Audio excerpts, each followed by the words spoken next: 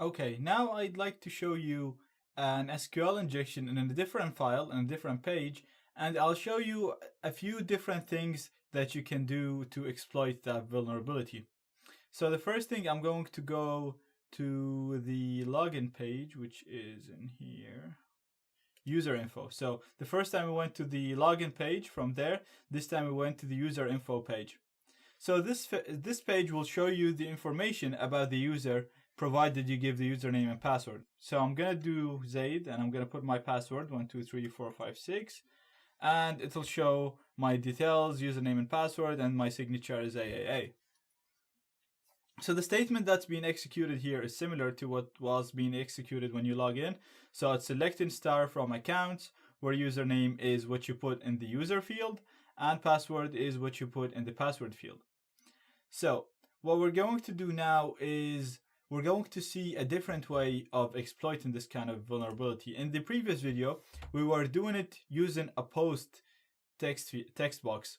So whatever you put in the text box was being posted using a post method to the web application. Now, these vulnerabilities can exist into GET. And what I mean by GET is when you do a GET, when something is sent as GET, you will see it here in the URL. So if you look at the URL here, you see it's being sent as the username Zaid and password 123456. So let me just copy this URL here. And we'll start playing with it from the URL instead of doing it on the web page. I just want to show you a different example because in many places there might not even be text boxes. For example, it could be something like news and news.php. So we can see here, for example, in this example, it's index.php. And in your pen testing, you might see something like news.php. And for example, ID is equal to 2. And then you can try to inject stuff in there. So we're having an example here where we're going to be injecting things into the username field, which is this field. And we're going to be injecting stuff in here. So anytime when you're doing your pen test, anytime you see parameters like this, you should try to inject them. Anytime you see something.php and then you have a parameter equals something, then always try to inject stuff in there and see if it works for you. So we also seen a way of discovering the injection, and that was using the quotation mark and using the AND. So we do a false AND and a true AND 1 is equal to 1, and then and 1 is equal to 2. And if the server is executing what we want, then we're going to know that there's an SQL injection. I'm going to show you another way of discovering these exploits, and it's using the order by. As the name suggests, the order by statement is used to order the results that we get on the screen based on a specific column. So our injection is going to be like this. So I'm going to do order by 1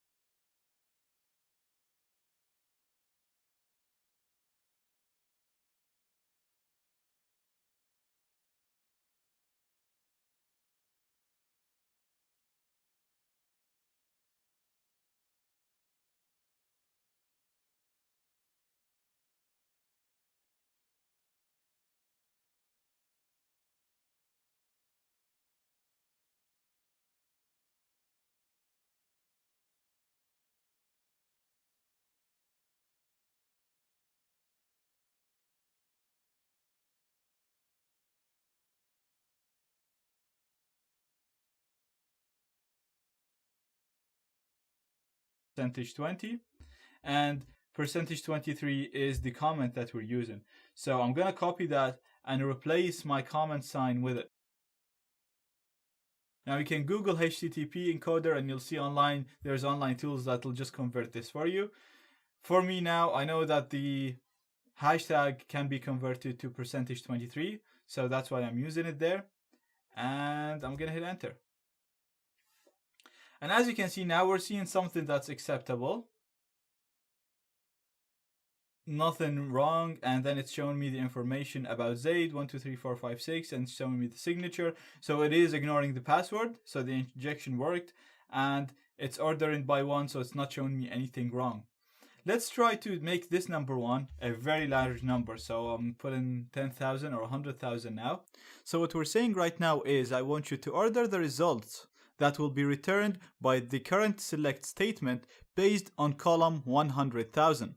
Now chances are there aren't 100,000 columns used in this select statement, and therefore this should return an error. So when I execute this, you'll see that there is an error, and the error is in the order clause, and it's telling us that there is an unknown column for 100,000. And this is great because now we know that the database is executing what we want. So when we told it to order the results based on the first column, it showed us results. So it followed what we told it. And then when we told it to order the results based on a column that does not exist, it gave us an error. So it's obviously vulnerable to SQL injections.